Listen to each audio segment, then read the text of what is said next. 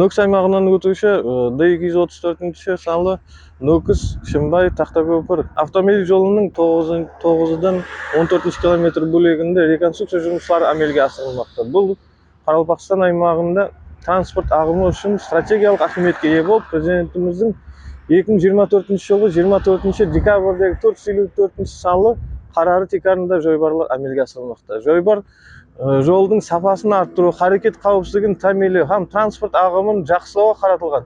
Жұмыстарды әмелге асырып жатырған шөлкемдер мен тұрақты қадағалауға алынып, сапа һәм міндеттерге әмел етілуін айрықша әтібар қаратылмақта. Текарғы вазифамыз жол құрылыс процесінің низамлы һәм ашық айдын болуын тәмелеу болып есептелінеді. Соның менен бірге жолдың техникалық қауіпсіздігі һәм жол харекет қағидаларына толық әмел ету бақыланбақта.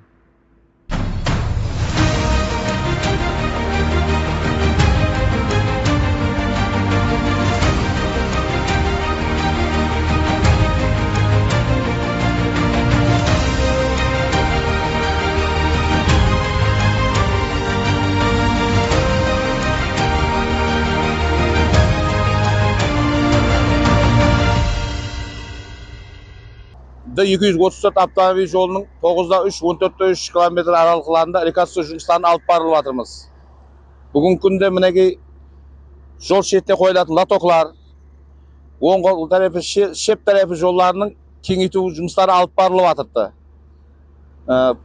Шебін жұмыстарын шығарып жатырмыз әзір, лотокларды қойылып жатыр.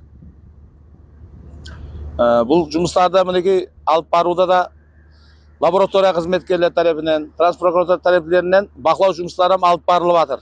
Автомобиль жолдың әзір кеңлігі бұрын 9 метр болса, әзір 24 метр кеңлікке кеңейтіліп жатырды.